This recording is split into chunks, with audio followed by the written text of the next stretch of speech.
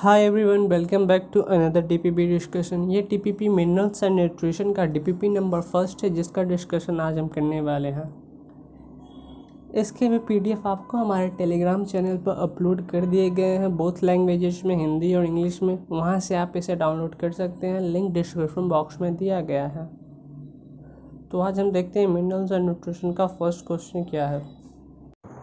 First question, the most important use of potassium is that. Potassium का सबसे प्रमुख उपयोग है। First option, it provides red colour to the fruit. It influences enzymatic activity which regulates many plants and process. It's aids photosynthetic. It helps in the formation of cambium.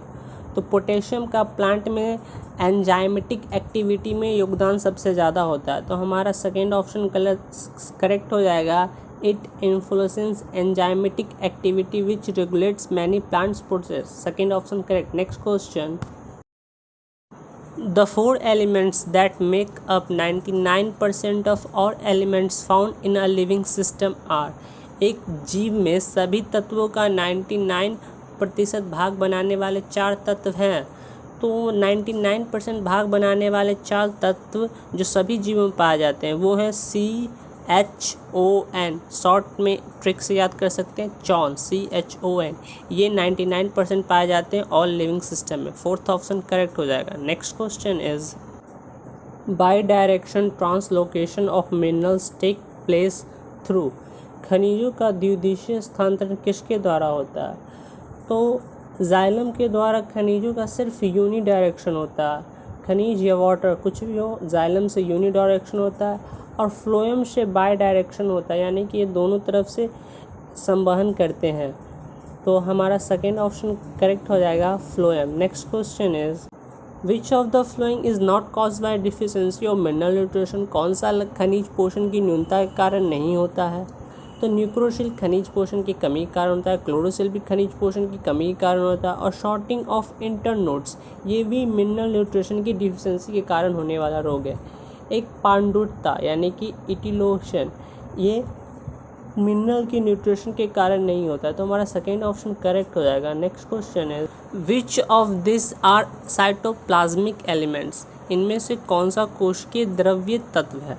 तो हमारे जो cytoplasmic elements होते हैं वो होते हैं carbon, hydrogen, oxygen, nitrogen, sulphur और phosphorus.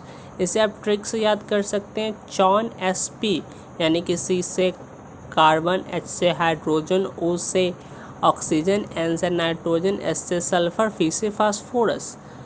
तो ऑप्शंस में फोर्थ ऑप्शन करेक्ट हो जाएगा, CHON SP। Next question, the technique of plants by keeping their roots in nutrition solution is called.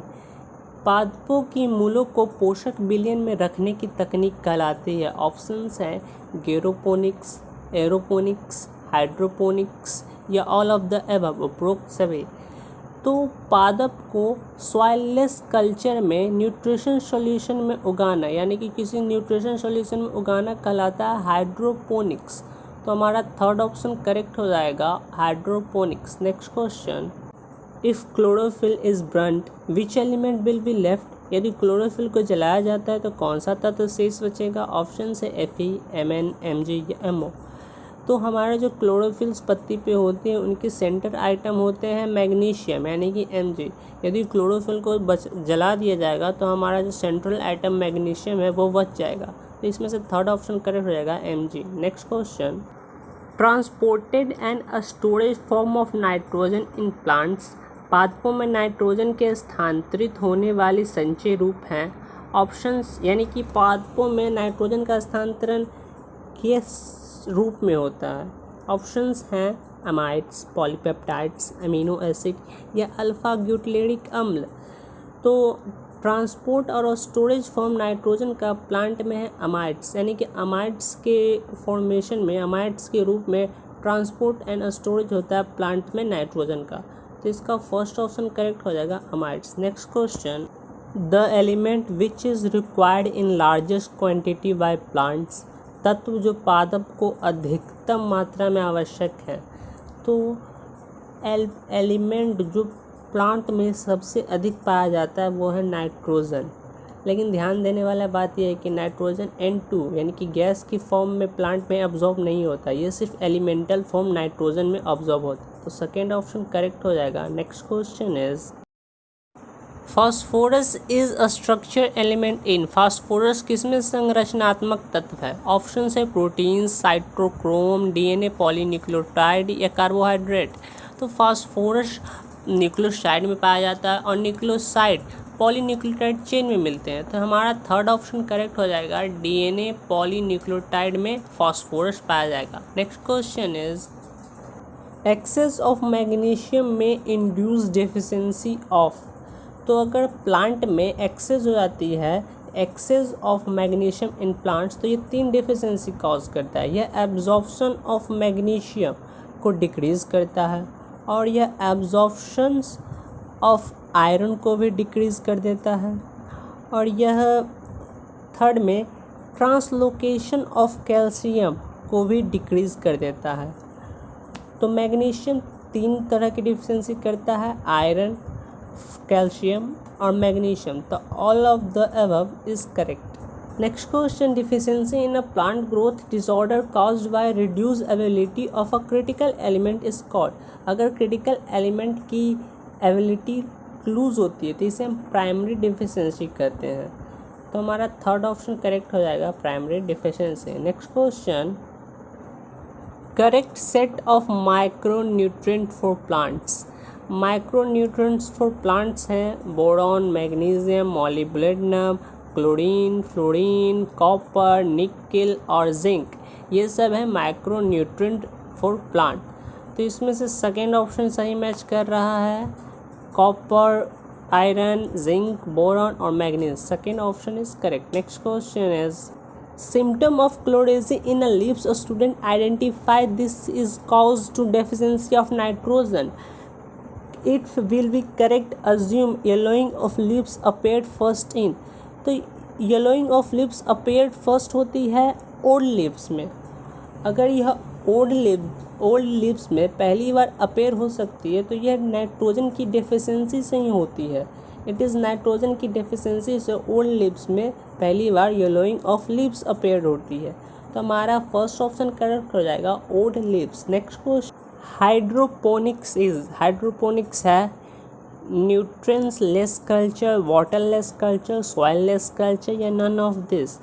तो हाइड्रोपोनिक्स सॉइल लेस कल्चर में किसी plant को grow करना हाइड्रोपोनिक्स कहलाता है। तो इसका थर्ड ऑप्शन करेक्ट हो जाएगा, it is a soil less culture. Next question is not a micro elements for plants. लघुमात्रिक तत्व कौन कौन नहीं है? तो कॉपर, बोरॉन और जिंक ये सब माइक्रो न्यूट्रिएंट एलिमेंट हैं, लेकिन क्रोमियम नहीं है। तो option 4 is correct. Next question, which one of the flowing element is not essentially micronutrient for plant growth. तो मैग्नीज, जिंक और कॉपर ये मैक्रो एलिमेंट हैं, लेकिन कैल्शियम ये एक मैक्रोन्यूट्रिएंट है। तो option first is correct. Next question, passive absorptions of minerals depend upon. खनिजों का निष्क्रिय अवशोषण निर्भर करता है। तो मिनरल का पैसिव एब्जॉर्प्शंस डिपेंड करता है टेम्परेचर पे। तो इसमें से हमारा सेकेंड ऑप्शन करेक्ट हो जाएगा, temperature. Next question is the most abundant element found in plants. पादप में सबसे प्रचुर मात्रा में पाया जाने वाला तत्व है। ऑप्शन है कार्बन, नाइट्रोजन, आयरन या मैग्नीज। तो जो मोस्ट अबेंडेंट एलिमेंट है जो प्लांट्स में प्रचुर मात्रा में पाया जाता है, मैक्सिमम 99% पाया जाता है। यहाँ तत्व की बात कह रही है, ना कि मिनरल की। तो तत्व में आ जाएंगे कार्बन, जो मोस्ट अबेंडेंट है प्लांट्स में। First option correct. Next question, इस प्रश्न में यह कहा जा रहा है कि वो कौन से 3 माइक्रोन्यूट्रिएंट एलिमेंट है जो photosynthetic and mitochondria electron transport में मदद करते हैं। तो वो 3 एलिमेंट है। फर्स्ट है कॉपर, जो साइटोक्रोम द्वारा फोटोसिंथेटिक में मदद करते हैं। मैग्नीज, फोटोलाइसिस ऑफ वाटर करते हैं, वाटर का फोटोलाइसिस करते हैं। और Fe, जो ETS करते हैं, यानी कि माइटोकॉन्ड्रिया इलेक्ट्रॉन ट्रांसपोर्ट करते हैं, Fe। तो फर्स्ट ऑप्शन करेक्ट हो जाएगा, copper. Manganese Fe. First option is correct. Next question, which one of the is a not a micronutrient? The micronutrient element boron, magnesium, molybdenum, chlorine, fluorine, copper और nickel और zinc है. ये सब micronutrient element है. तो options match करते हैं. First magnesium, zinc, boron और मोलिब्डेनम, जिसमें से zinc, boron, molybdenum micronutrient element है, लेकिन मैग्नीशियम एक मैक्रो है, माइक्रो एलिमेंट नहीं है. तो फर्स्ट ऑप्शन करेक्ट हो जाएगा magnesium. Next question, which one of the element in plant not remobilise? पौधों में निम्नलिखित तत्व में से किसका पुनर्संगठन नहीं होता है? ऑप्शन है फॉस्फोरस, कैल्शियम, पोटेशियम और सल्फर. तो calcium is not remobilised in plants, यानी कि कैल्शियम रिमूवलाइज्ड प्लांट में नहीं है. यह ओल्ड लीफ से यंग लीफ की तरफ रिमूवलाइज नहीं करता. तो सेकेंड ऑप्शन करेक्ट हो जाएगा. Next question, which one of the correctly match passive transport of nutrition ATP? तो पैसिव ट्रांसपोर्ट के लिए एटीपी की जरूरत नहीं होती है. Apoplast, plasmodesmata. तो एपोप्लास्ट सेल में होती है, प्लाज्मोडेस्माटा इसके लिए नहीं चाहिए. Baking of rice seeding, F Skoog ने माइटोकॉन्ड्रिया को डिस्कवर किया था. तो ये भी इनकरेक्ट. तो हमारा थर्ड ऑप्शन करेक्ट हो जाएगा, potassium readily immobilise. Next question, deficiency symptoms of nitrogen and potassium are visual first. तो यहाँ ध्यान देने वाली बात यह है कि नाइट्रोजन एंड पोटेशियम दोनों मोबिलाइज्ड एलिमेंट हैं, और जो मोबिलाइज्ड हो जाती है उनकी डेफिशिएंसी ओल्ड लीव्स में दिखती है, और जो मोबिलाइज्ड नहीं होते हैं उनकी डेफिशिएंसी यंग लीव्स में दिखती है. और ओल्ड लीव्स को ही हम कहते हैं सेनिसेंट लीव्स. तो हमारा फर्स्ट ऑप्शन करेक्ट हो जाएगा, senescent leaves first visual. Next question, ATP के फॉर्मेशन के लिए दो एलिमेंट चाहिए, एक नाइट्रोजन और फास्फोरस. तो फर्स्ट ऑप्शन करेक्ट.